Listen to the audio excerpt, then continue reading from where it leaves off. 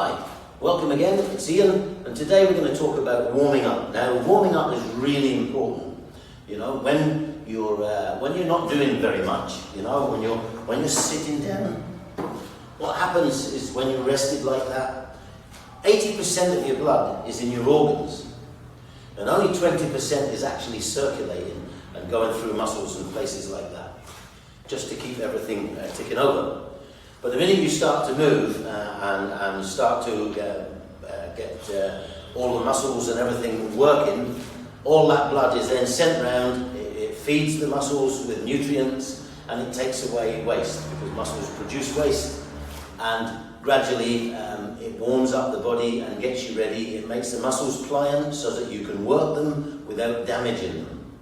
So, how do we warm up? Well, one of the things you can do is you can go for a good brisk walk, and you can do that outside, but of course, depending on the weather, depending on where you are, you might not live in the best area in the world, you may not want to be walking about there, so you can actually do it in the house, alright?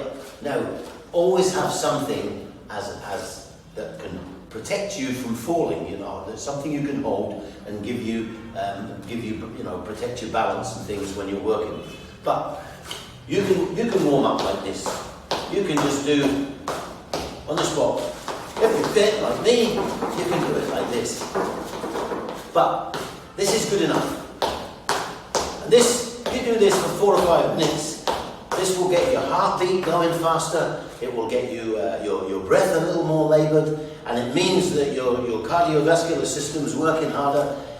Muscles are being fed with muscles are being fed with blood, I should say, and you are really getting ready now so that you can exercise.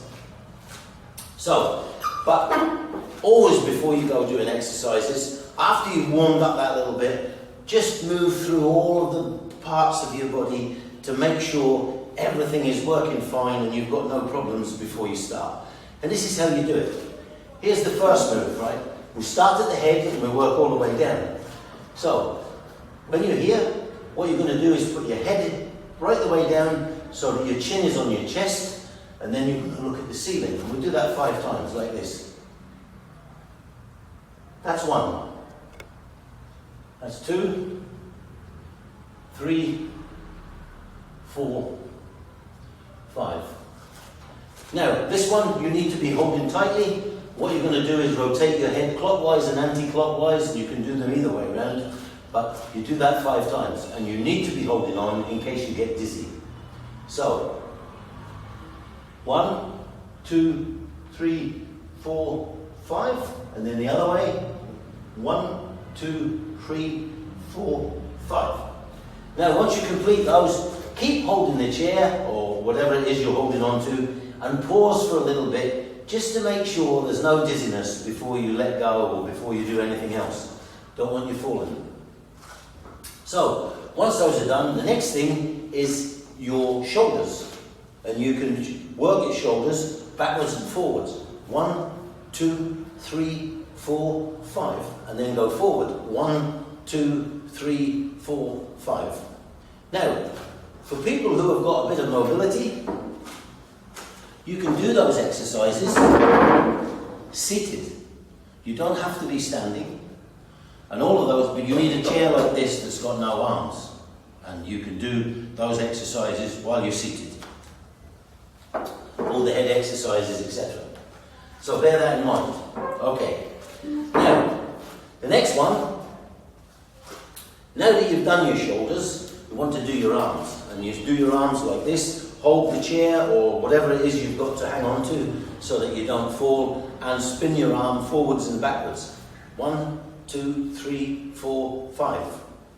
1, 2, 3, 4, 5. And then you can do the other arm. If you don't need to hold that, then you can do them together without holding on. But if you need to, hold on. Please don't fall. I don't want anybody to fall. Arms done. Again, you can do them seated. The next thing you're going to do is you're moving down to your waist. And so, with your legs firmly planted, feet about shoulder width apart, what you're going to do is you're going to put your arms out and you're going to rotate at the waist. 1, 2, 3, 4, 5. And that's you worked all the way down to the waist. And again, that exercise can be done seated. You can do that seated just as easily. So if you have mobility issues or you have a problem with your leg, you can do that. The next exercise you're going to do is not easy to do seated. You have to be standing for this, and that is to move your leg. 1, 2, 3, 4, 5. And then pause for a second and then do the other one. 1, 2, 3, 4, 5. And that makes sure all your hips and everything are working okay. Then the next thing you're going to do is you're going to do squats. Now, if you're like me and you can do a freestanding squat, you don't have to hold on to something, and you can go down, you can do your squats there. If you need to, you can hold on to a chair with 1 or 2 hands, and you can still do your squat. Don't try to go down too far, and if you find it difficult to get right the way down, don't worry. If you can only get to here, that's okay, because as time goes on, you'll gradually get lower. And you want to get this part here of the leg basically parallel to the floor. And at the same time, try and keep your chest and your head up as you go down. So you're going like this. Or if you're freestanding, here. So that's took you all the way down, that's there, that's your legs all done. And the final exercise, seated, has to be done seated, or it's best to be done seated. You can do it standing, but it's better to be seated, is work your ankles. Each ankle, work them. Now, if you wake up in the middle of the night and you have to go to the toilet, a lot of older people fall when that happens. Because they get up and all that's in their mind is the toilet, and they go stumbling along, boom, and they fall down and they get injured. So, when you swing your legs out of bed, before you rush off to the toilet, it's a good idea to do that. Just work your ankles a little bit before you get up and go. Take the time to do that, then you're less chance of falling over.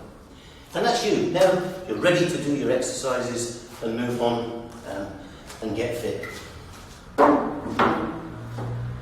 So, don't forget, warming up is really important because it prevents injuries. So that's all I've got on that today. That's it finished. Down below there's a place where you can give us a like, and there's a place where you can subscribe if you wish to. You don't have to, but if you do, I'll really appreciate it. And apart from that, thank you very much.